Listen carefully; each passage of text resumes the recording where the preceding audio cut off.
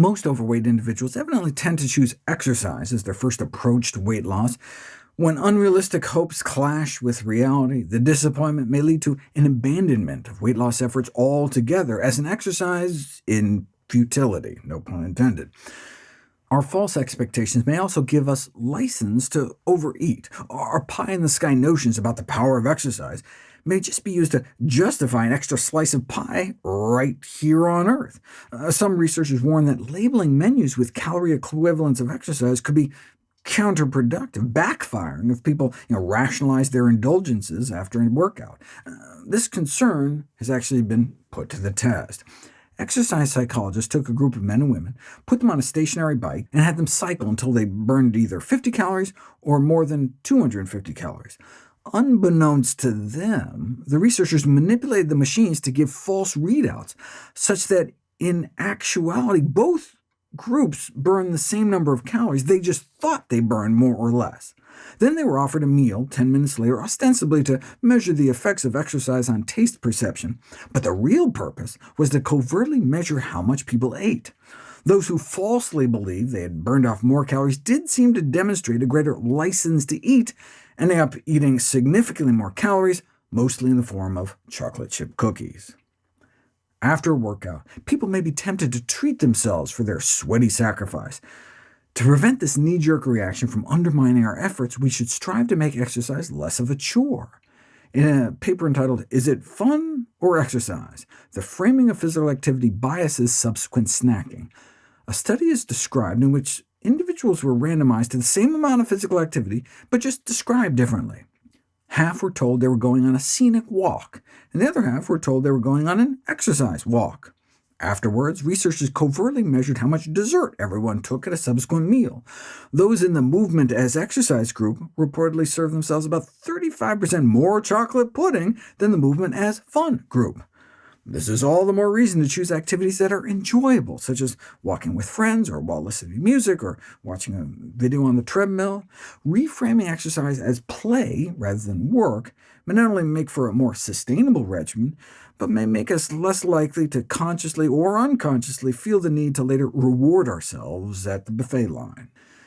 Even just thinking about exercise may compel people to eat more food. Those randomized to simply read about physical activity went on to serve themselves nearly 60% more M&Ms than those in the control group, adding up to hundreds of extra calories.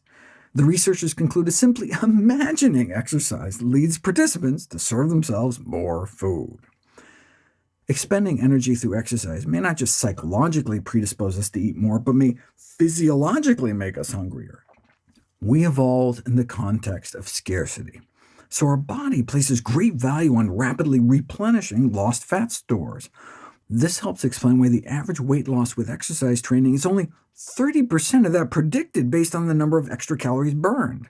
Calories in versus calorie out can be complicated by the fact that changes on one side of the equation can affect the other side.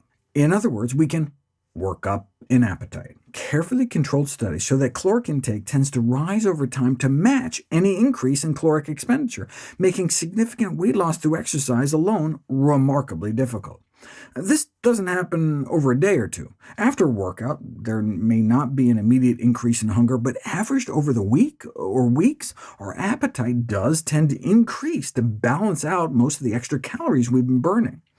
This calorie compensation isn't perfect, though, so we can end up with a net loss in body fat, particularly at higher exercise levels. So the secret to weight loss through exercise may be sheer volume, at least 300 minutes a week to achieve appreciable fat loss. This regulation of our appetite through activity works in both directions. Just as there exists a higher level of exercise where we can start to outpace our appetite and lose weight, there's a lower level of exercise where our body loses the ability to sufficiently downgrade our appetite and we gain weight. This sedentary zone, where our appetite becomes uncoupled from our activity level, appears to start at around 7,100 steps a day. So let's say you start out as a really active person, chowing down on nearly 2,900 calories a day, and for whatever reason have to cut back on exercise. You'd think you'd gain a lot of weight, but you're surprised that you don't. Basically no increased odds of gaining significant body fat. What happened? With your drop in exercise came an inadvertent drop in appetite. But there's a limit to how far our appetite can drop. Once you cross that threshold, once you dip below logging at least 7,100 steps or so a day on your pedometer, your appetite doesn't slow much further to match, and the pounds can start to pile on.